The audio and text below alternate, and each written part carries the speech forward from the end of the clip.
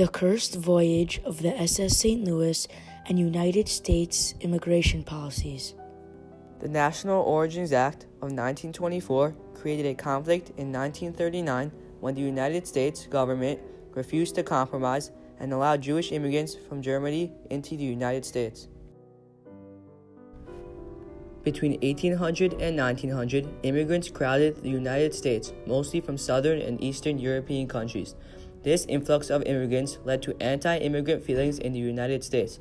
Many United States cities experienced overcrowding and bad living conditions as a result of these immigrants. People feared these new foreigners because they did not speak English, eat familiar foods, or share familiar customs. And the workers didn't want competition from newcomers.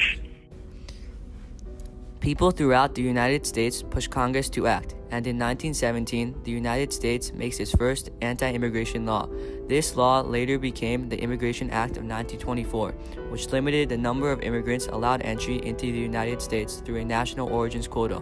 The quota provided immigration visas to 3% of the total number of people of each nationality in the United States as of the 1890 national census. A few years later, the stock market crash of 1929 sent Wall Street into a panic and wiped out millions of investors. This triggered the Great Depression in the United States. The Great Depression was the deepest and longest-lasting economic downturn in the history of the Western industrialized world. This depression was seen throughout the world. After the German defeat in World War I, the Treaty of Versailles forced them to pay billions in reparations, causing their money to lose value and the country to spiral into an economic depression. Worsened by the crash of the U.S. stock market, it would lead to a change of leadership.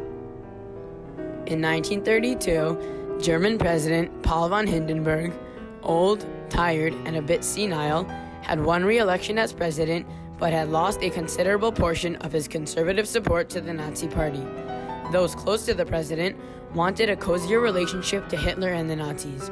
Hindenburg had contempt for the Nazis' lawlessness, but ultimately agreed to oust his chancellor, Heinrich Brüning, for Franz von Papen, who was willing to appease the Nazis by lifting the ban on Hitler's brown shirts. Additionally, he canceled Germany's reparation payments imposed by the Treaty of Versailles. However, Hitler was not appeased. He wanted the chancellorship for himself, and he got just that in January 1933. Hindenburg named Hitler Chancellor of Germany. After he rose to power, Hitler was determined to solve what he called the Jewish question. He and the rest of the Nazi Party used propaganda to get German citizens to support the persecution of Jews. In 1935, Jews lost their German citizenship as part of the Nuremberg Laws. They were forced to wear yellow stars and give up their possessions. This created a lot of tension throughout Germany, and in November of 1938, the tension turned to violence. On November 7, 1938, Ernst von Rath, third secretary in the German embassy in Paris, was killed by a Jew. The next morning, German newspapers called Jews murderers. All over Germany, on the night of November 9th, the Jews were cowering in terror. Their shops were wrecked and looted, their synagogues were burning, and their homes were at the mercy of gangs drunk with destruction. Jews lost everything that night, including some instances, their lives. Not even the proclamation of Dr. Goebbels and the propaganda minister ordering the stoppage of pogroms could curb the madness of the mobs. This night was called Kristallnacht. Many countries throughout the world feared an event like Kristallnacht because they knew it would lead Jews to flee Germany and arrive in other European countries. Earlier in 1938, the Evian Conference had been held to discuss how these countries would respond to Jewish refugees. 32 countries attended, including the United States. None were willing to take refugees out of fear of German retribution. In early 1939, a United States senator named Robert Wagner proposed the Rogers-Wagner Bill to allow 20,000 Jewish children into the United States. Congress would not vote on the bill. What these countries feared begins happening. Kristallnacht, and then the rounding up of all the Jewish men over 16 years old, that made it crystal clear that Jews had to leave Germany. Following these horrible events, Jews tried to flee Germany, many to the United States. About 937 Jewish Germans left Germany aboard the SS St. Louis in May of 1939. The SS St. Louis, which was a German ocean liner, was a boat that was supposed to help people escape the Nazi terror. The ship left Hamburg, Germany to go to Cuba. Most of the people planned eventually to emigrate to the United States and were on the waiting list for admission. All passengers held landing certificates permitting them entry to Cuba, but when the SS St. Louis reached the port of Havana, the president of Cuba refused to honor the documents because they were fake visas. All our suitcases packed, and then we waited. When the Jewish immigration was opposed, it started to cancel the landing permits for all Jewish passengers. About only 30 people were allowed to come from ships. The rest of the people had to stay on the boat. People were killing themselves because they knew that if they stayed on the boat, they would eventually be brought back and killed in another place. The crew of the boat had to stop them from killing themselves. The adults were distraught because Cuba was going to be our safe haven until we could get to the United States. After the ship left the Havana harbor, it sailed so close to the Florida coast that the passengers could see the lights of Miami. The captain of the ship appealed for help to the President of the United States, Franklin D. Roosevelt, but he refused to have mercy, even in the face of reports that Jews in Germany were being murdered. The United States had a strict quota system for letting in immigrants as a result of the National Origins Act of 1924. The quota from these countries had been reached in 1938, and Roosevelt believed that letting the immigrants in would be a threat to national security.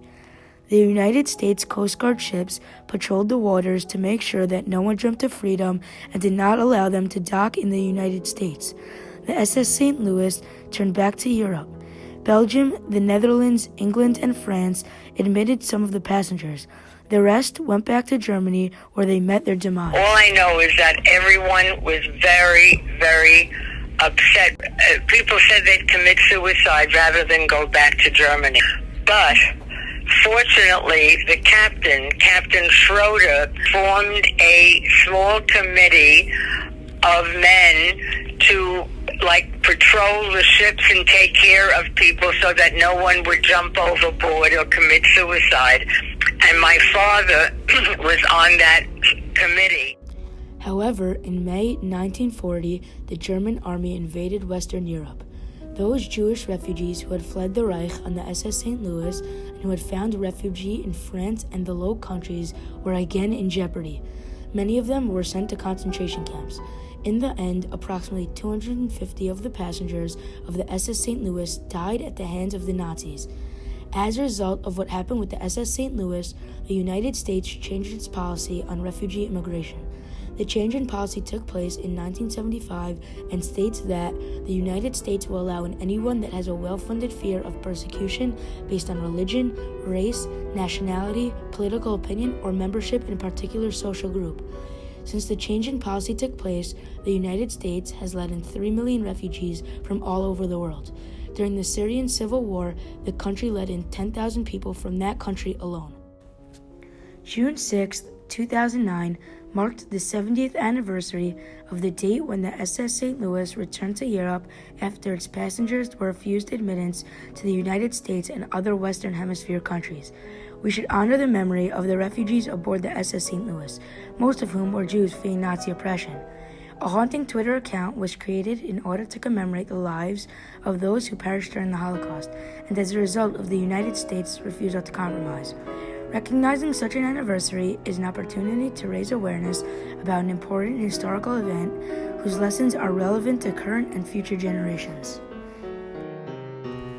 The State Department publicly apologized to the survivors of the SS St. Louis and invited them to tell their stories. Washington said to the survivors of the SS St. Louis, on behalf of the President and Secretary of State, I am honored to say what we should have said so long ago. Welcome.